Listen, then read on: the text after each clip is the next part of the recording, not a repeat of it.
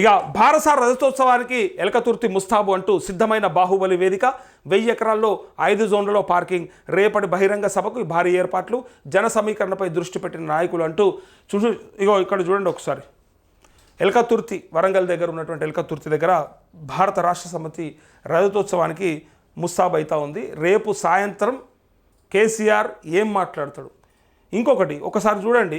ఇంత పెద్ద ఎత్తున సభ ఎందుకు పెట్టాలి అసలు? ఏమక్కర ఇప్పుడు ఏం ఎలక్షన్స్ ఉన్నాయని లేదా ఏం అవసరం ఉందని పెడుతురు చెప్పురు. ఎందుకు పెడుతురు అంటే ప్రజలల్లో అసంతృప్తి ఉంది. ఇప్పుడు కాక మరెప్పుడు అన్నట్టు, అంటే ఇయ్యాల కాకపోతే మళ్ళీ ఎప్పుడు అన్నట్టు. ఇక ఇప్పుడు దీన్ని క్యాచ్ చేసుకుంటే 1 నెల లోపల వచ్చే స్థానిక సంస్థల ఎన్నికలు ఏవైతే ఉన్నాయో వాటిల్లో చాలా ముందుకెళ్ళిపోవచ్చు. ప్రభుత్వానికి కూడా వ్యతిరేకంగా ఓటు వేసే అవకాశం ఉన్నదని చెప్పి ఎలా నమ్ముతూ ఉంది బీఆర్ఎస్. అది వాళ్ళ కాన్ఫిడెన్స్. ఏం పని చేయకున్నా సరే, ఏమి ఏదో అంటారు కదా, గొడ్డన్లు పెట్టి నరికేది లేదు, గడపారలు పెట్టి తవ్వేది లేదు. వట్టిగా ఉన్న కాడనే ఇలా ప్రజలంతా మళ్ళా కేసీఆర్ ఉంటేనే బాగుండే, కేసీఆర్ వస్తేనే బాగుండే, ఆయన్నే మంచిగా ఇచ్చిండు, ఆయన్నే బాగా చేసిండు అని ఇట్లా అంటూ ఉంటే వాళ్ళకు మామూలు ఉత్సాహం లేదు. ఇన్ని కోట్ల రూపాయలు ఖర్చు పెట్టి ఇంత పెద్ద సభ పెట్టడానికి కారణం కూడా కదే. లేకపోతే పెట్టాల్సిన అవసరం లేదు. ఇప్పుడు ఇది ఎలక్షన్ ముందు పెట్టుకోవచ్చు, ఓ 2-3 ఏళ్ళ తర్వాత పెట్టవచ్చు. కానీ 16-17 నెలలనే పెడుతున్నారంటే వీళ్ళకు ఉన్న ఆలోచన ఏంటిదంటే ఎట్టి పరిస్థితులలో ప్రభుత్వానికి వ్యతిరేకంగా ఓటు వస్తూ ఉంది. ఇది స్థానిక సంస్థలలో ముమ్మాటికి మనకే పనిచేస్తుంది. ఇటు జెడ్పీటీసీ అటు ఎంపీటీసీ అయినా, ఇటు పక్క స్థానిక సంస్థలు అంటే సర్పంచులు వార్డు మెంబర్లకైనా, ఇటు సొసైటీలకైనా, పిఎస్సిఎస్లకైనా ఈ అన్ని ఎన్నికలలో కూడా ఎట్టి పరిస్థితులలో మాకే ఓటేస్తారనేది డిసిషన్కి వచ్చిన తర్వాతనే ఇక్కడ ఇంత పెద్ద సభని నిర్వహించుకోవడానికి ప్రయత్నం చేస్తూ ఉన్నారు. ఇది రజతోత్సవ సభ అని పేరు పెడతా ఉన్నారు. కానీ నేనేమంటా ఉన్నంటే ఇది మళ్ళీ ఎన్నికల శంకరావం లెక్కనే కనిపిస్తూ ఉంది. ఏ ఎన్నిక వచ్చినా సరే మీరు మాకే వేయండి అని చెప్పినట్టుగా ఉంది. ఎంత అల్కా చేసిరంటే పెదగీత పక్కన చిన్న గీత గీసినట్టు అయిపోయింది. యాక్చువల్గా కేసీఆర్ అంత దుర్మార్గ పరిపాలన ఎక్కడ లేదని చెప్పి మాట్లాడుకున్నటువంటి మన రాష్ట్రం ఇలా పక్కక ఇంకా అంతకంటే ఎక్కువ దుర్మార్గమైన పరిపాలన అని చెప్పి అనుకునే విధంగా చేస్తున్నారు. కాబట్టి ఇలా వాళ్ళకంటే వీళ్ళే బాగుండే అని, గుడ్డి కన్నా మెల్లోడే నయం ఉండే అనే మాటకు తీసుకొచ్చారంటే దీనికి కేసీఆర్కి అలకగా అయిపోయింది. రూపాయి ఖర్చు లేదు. చూడుర్రి, ఒకసారి ఆలోచన చేయరు. మళ్ళీ ఎన్నికలలో ₹1 ఖర్చు లేదు. ఒక క్వార్టర్ సీసా పంచే అవసరం లేదు. ఓన్కి ఒక మటన్ ఇచ్చే పనిలే, కిలో మటన్. ఎక్కడైనా టెంట్ సామాను, వంట సామాను ఇచ్చే పని లేదు. పొరగంట క్రికెట్ కిట్టులు పని లేదు. అసలు ఏ పని లేదు. సప్పుడు ఏక బీఆర్ఎస్ టికెట్ తెచ్చుకొని ఇంట్లో కూర్చుంటే కూడా ఓట్లేసి గెలిపిస్తారనే భావనకు వాళ్ళు వచ్చేసారు. అంత సింపుల్గా ఉన్నది ఇవాళ వాళ్ళకి. జనరల్గా ఇది పార్టీలకు చాలా ప్లస్. ఇది అంటే వాళ్ళకి ఫుల్ అడ్వాంటేజ్. ఏది అవసరం లేదు, మమ్మల్ని వట్టిగానే గెలిపిస్తారనుకుంటే ఇక వాళ్ళు ఎట్లా ఉంటారు చూడరు. ఇది కూడా మనం మళ్ళీ నాశనమే చేసుకుంటా ఉన్నాం. ఇట్లా కూడా ఉండొద్దు. ప్రజాస్వామ్యంలో ఇది కూడా పనిచేయదు.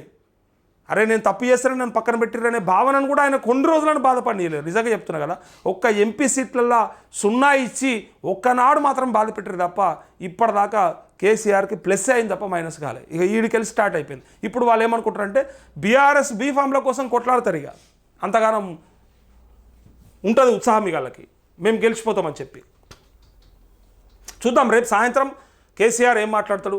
వీళ్ళు ఇచ్చిన నేను చెప్పేది ఏంటంటే కరెక్ట్గా కేసీఆర్ ఏం మాట్లాడతాడు నేను ఊహిస్తా. అవి మీకు ఒక 4 పాయింట్లుగా చెప్తా, మీరు రేపు చూసుకోరు అంతే. ఒకటి, ఫస్ట్ 6 గ్యారంటీలు.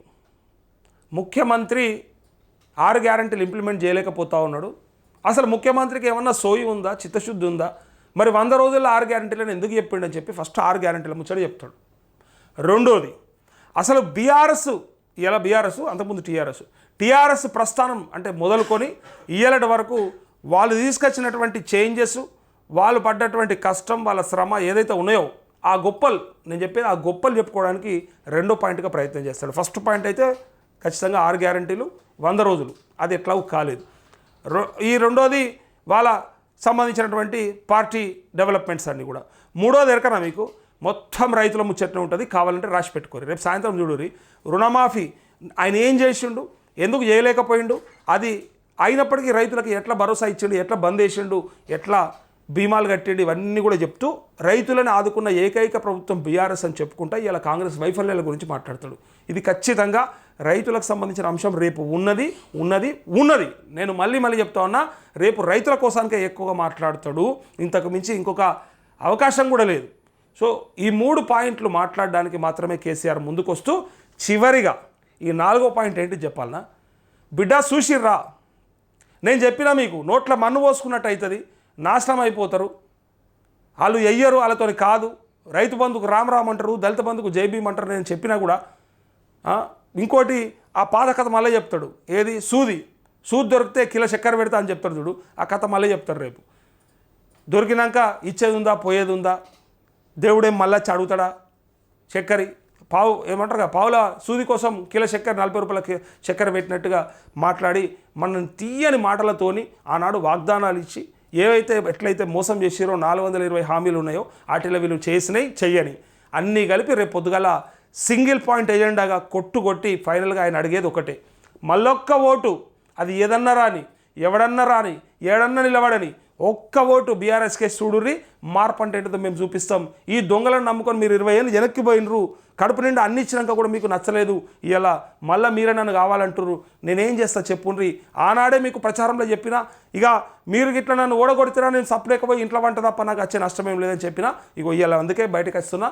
ఇప్పుడు చెప్తున్నా, ఇన్ని రోజులు నేను అందుకే ఊరుకున్నా. ఇప్పుడు ఇక మీరు సస్తా ఉంటే నాకు నా మనసు ఆగబట్టలేకపోయినా, దొరకబట్టలేకపోయినా, ఇప్పుడు నాకు బాధ అయ్యింది. ఇలా తెలంగాణ సమాజం అంతా ఏడుస్తూ ఉంటే నేను ఇంట్లో అంటే కరెక్ట్ కాదనుకున్నా. నాకు బాధ్యత ఉన్నది, తెలంగాణ తెచ్చిన యోధుడిగా నా మీద ఒక బరువు ఉన్నది, అందుకోసానికి మిమ్మల్ని కాపాడనీకి వచ్చినని దేవుని లెక్క రేపు పొద్దుగల ఇట్లా ఆశీర్వచనాలు ఇచ్చిపోతాడు. మళ్ళీ కరెక్ట్గా స్థానిక సంస్థల ఎన్నికలలో ఓట్లు గుద్దురి అని చెప్పిపోతాడు కేసీఆర్. ఈ 4 పాయింట్స్ ఉండకపోతే నన్ను అడగండి రేపు పొద్దుగల.